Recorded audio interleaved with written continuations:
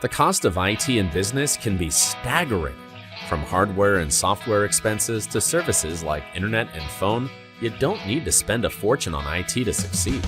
If your organization spends more than $500 monthly on any service, or you're considering signing a long-term contract, IT Enabled can help you manage your technology and minimize your costs. Contact us today to schedule a free consultation. IT Enabled, we're here to help.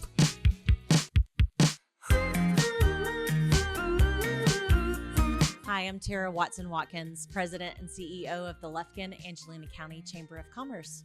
Welcome to the Connect podcast. I'm here today with my co-host, Blake Pollino with BP Media Group. Welcome back to the show. So we're continuing along with our furry four-legged friends. This week, we have Roxie Little of Wendy's Misfits here to talk about their rescue organization, some really incredible stories that they've done rescuing animals, and some great programs that they have going on. So let's talk about that now. Well, Roxie, we're thrilled to have you. Thank you for joining us on the podcast. It's your first time on our podcast, so welcome. Yes, and thanks for the invite. Absolutely. Of course. Why don't you tell the listeners who you are, and then we'll start talking about Wendy's Misfits. My name is Roxie Little, and I'm married to my husband, Richard. As a matter of fact, Monday will be our 18th anniversary. Oh, happy Congrats. anniversary. So this evening we're headed out of town for a few days, so no rescue this weekend. I'm from Jasper, moved to Lufkin about 30 years ago, and then he's from this area. Okay. So I don't have any two-legged kids. I have four-legged. Yep. I have 6 dogs and 2 cats. Wow. Awesome. And then all of the ones that come in and go, they feel like they're mine. Yeah.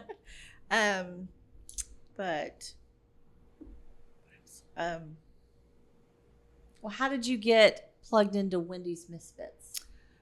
I was actually associated with Wendy's Misfits when Hurricane Harvey happened. Okay. And Wendy was still running it at the time, and she and a bunch of her volunteers had went to the Vidor, Mauriceville area to bring in a bunch of animals. Mm-hmm. And I mean, animals being dogs, cats, chickens, donkeys, horses. You name it. Yeah. They brought back like 60 something animals that day. And we had a place out on Winston Ranch Road that we called the Ark. And we had that for about 3 months, trying to reunite the animals with their owners and find places for the ones that had been misplaced, basically. And so that's how I got associated with Wendy, volunteering out there and walking dogs and everything. And then she asked me to be on her board, and I did a Facebook auction where we raised money for the rescue basically on Facebook with an album, and I think Winnie Berry's done something like it before too. So that's how I got associated with that. And then in July of 2018, she just kind of she was getting burned out. It's very easy to do because you can't fix everything, and you get kind of discouraged sometimes. But she decided that she just needed to take a break. And so she was going to resign the rescue and let it just kind of go away. But at the time, we had a lady that was on our board that was our spay-neuter sponsor. And she had told me, she says, I'm going to keep doing this whether I have the tax write-off for it or not. And so me and Wendy had lunch, and I asked her, I says, well, do you mind if you just step down and we find a new board and we take over? And she's like, oh no, that's great. I would rather see the rescue go on, And so she did that, and she actually ended up moving out of Lufkin. And so we took over in July of 2018. Okay. So we're coming up on 6 years. And we had a spay-neuter sponsor for Angelina County through the end of 22. So she started in December of 17 and went through December of 22. So we had a sponsor for our program for 5 years.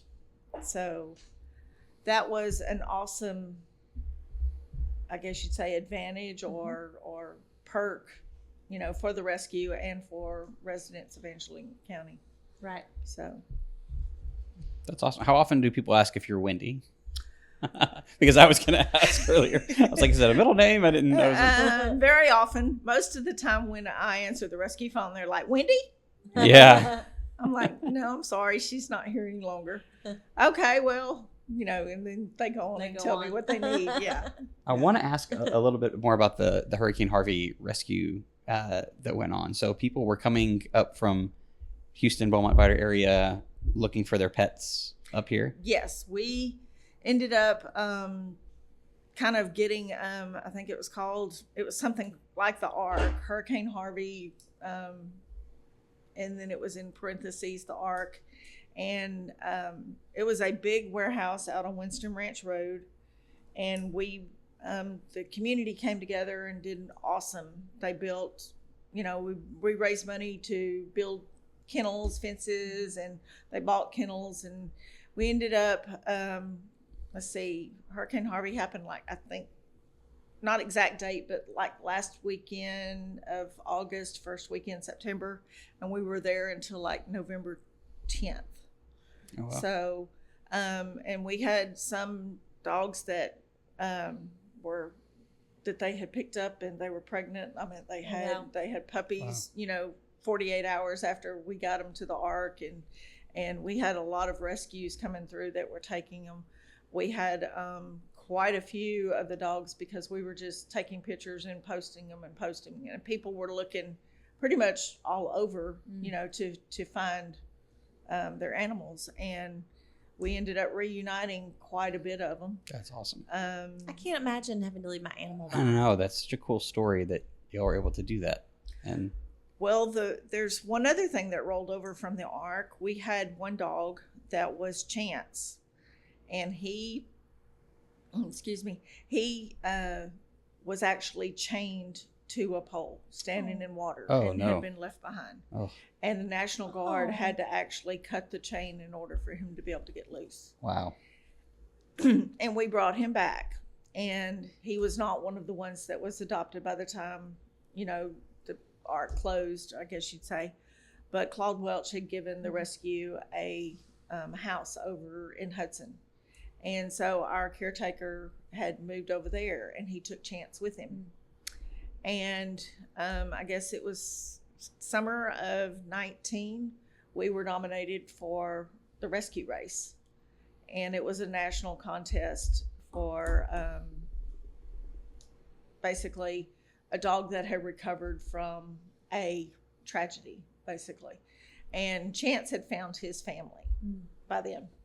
And we are talking, he is a huge bullheaded brown and white pit. Oh, wow. And the picture that we used for the rescue race program or contest was him with his nose up to the baby in the walker. And we came in third place. Won $10,500. Wow, that's awesome. Fantastic. Yeah, but we really got Lufkin behind us and voting, and stuff like that. So, that was a good, kick in, because we needed to get some fencing done and some work done over at the, the house that Claude had given us.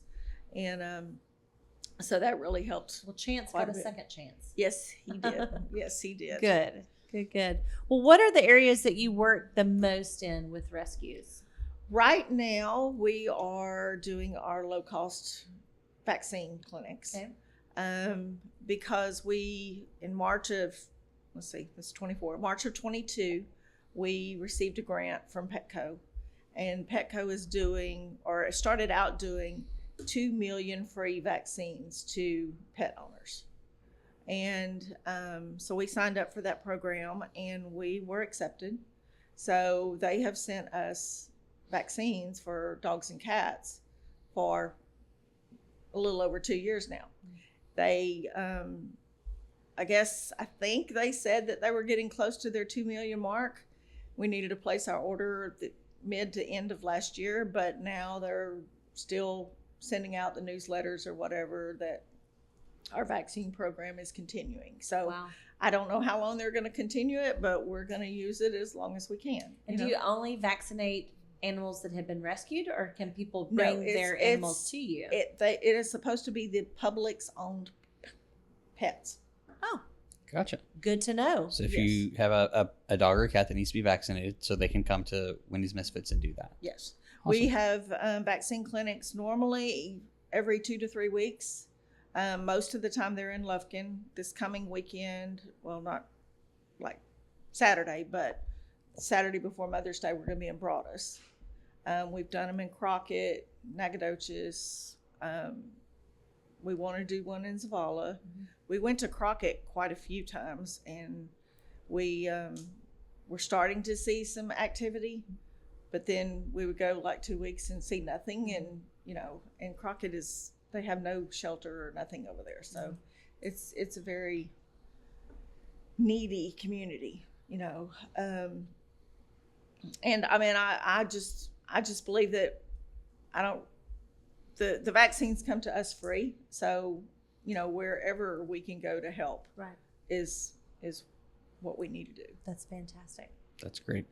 So what are you looking for in your rescue, like pertaining to dogs and cats? So if people want to help, if they want to be involved in the rescue, what are you guys typically looking for? We're always looking for volunteers. Okay. We don't have a lot of activities going on right now. We were talking the other day about when we were doing the downtown things, not really the flea markets, but on Main Street when, and they of course have downtown tore up right now. And then we were also very active when they did the air show out there. We had booths set up and everything. Right now, we've been centering our vaccine clinics on the north end of town.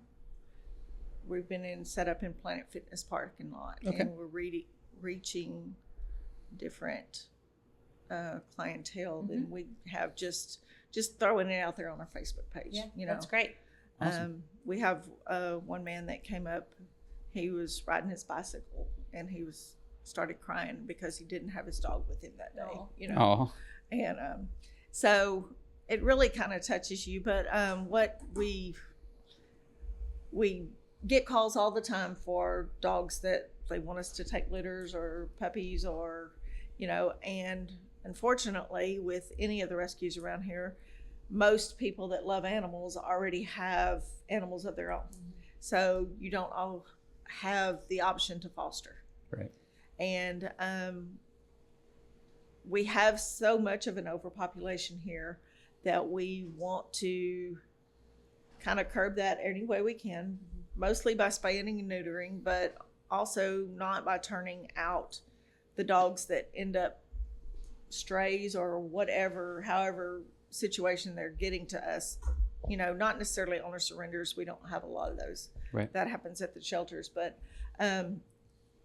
we want to not overpopulate Texas again and give them the option of just, getting that dog, bringing it to their home, and then turning it back out on the street. So Yeah. we transport a lot of our dogs up north. Okay. And we have one rescue that we deal with the most, and she is awesome. And she has a page where the people that fostered or that we can follow the dogs once they get there and see Cool. them growing up and Good. what's happening in their lives. Sure. Yeah. Sure. So because they're all like my kids. I mean, I have more pictures on my phone of dogs, and I'm sitting here going, who is that? Oh, well, I know you've got long-term goals for Wendy's Misfits. Tell us about a few of those. We want to keep with the vaccine program, of Okay. course, as long as we can. But because of losing our spay neuter sponsor, basically 2 years ago, I want to get back into that. We did that 2 different ways when Zeta was the sponsor. For the first, I guess you'd say 4.5 years, they contacted her and she sent over an approval and they got spayed, and all they had to do was spayed or neutered, and all they had to do was pay for their rabies shots. The last 6 months that she was in the program, because really the reason we lost her is because she sold her house here and moved to Idaho. No, yeah. So that really, it's like, long way away. But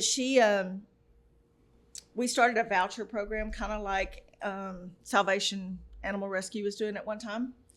And Salvation I had talked to them, and they really didn't seem to think that we would get much activity, because they would have just a few vouchers to sell, and some of them, they would get sold, but they would never get used. And the first weekend that we did the vouchers, we sold 89 vouchers. Oh my gosh. Wow. And I was scared to make that phone call and call Zeta, saying, okay, well, what we thought might be $2,000 or so, then, it's going to be like closer to between 5 and 6. Right. And she's like, oh, that's great. That's great. And I was like, so we did. So we need another Zeta. So if you're listening to this, Yes. and you want to help with spay and neuter.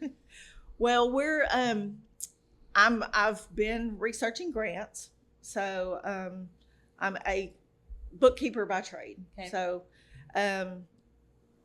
researching grants and working on trying to get all of those, I guess you say, dates on the calendar mapped out of when you have to have information to who. But as with, I guess you'd say, kind of 95% of the people that are in rescue, the two things that are most important is, one, to save the ones that we can. And then the other is to, I guess you'd say, stop from having to save the ones that you can. Right. So we need to spay and neuter. It's never, we're never going to solve the problem, but if we don't make that a priority, then we're drowning in Texas. And other states too, but Texas is, it's the South. It's the way people think their dogs are their dogs, and they're hunting dogs, and they're, hog dogs, and they're, so all of mine that are rescues, one of mine was I think he was a hog dog that was taken on his first hunt, and he got lost and just kind of never made it back, And so we have to make a difference the best way we can. And I think spaying and neutering is the easiest, but it's by far from easy. But it's the easiest way to make a dent in the overpopulation of dogs and cats. Well, we appreciate all that you're doing for our area and for the animals in our area, and just commend you on the work that y'all started back with the hurricane and trying to get people back reunited. And thank you for continuing to serve the sweet animals. Well, thank you. Yes, ma'am. Well, thank you for your time. Appreciate having you on the show. And for everybody listening, please go check out Wendy's Misfits. If this is something you want to get involved in, you can find them on their Facebook page, right? Yes. Is that where a lot of the news happens? Yes. Awesome. Our what do you call it? Website page. Okay. What is your website? It is Wendy's Misfit Animal Rescue, but it's just, I guess you'd say, you might want to edit this out, but it's just one of those where if you're going to apply for a grant or whatever, you've got to have a website address, I get it. But some of the dogs on there are older dogs, and, it's just, I'm not a website person. Sure. So Facebook may be the place then if you want to go keep up with them. Yes, keeping up with that is, sitting on the phone with GoDaddy and say, oh, I want to change this and change that. And that's I kind understand. of time consuming and a little aggravating. So, well, go check them out on Facebook, like and share that page, and get involved any way that you can. We want to thank you so much for listening to the podcast again this week. If you'll do us a favor and rate and review the podcast wherever you're listening, just helps people in our area who are interested in these kind of stories find the podcast if they're not already listening. Thank you so much, and we'll see you next week. And that's it. Great job. Thanks. Nice meeting you. Excellent, of course. I know y'all did one with Casa.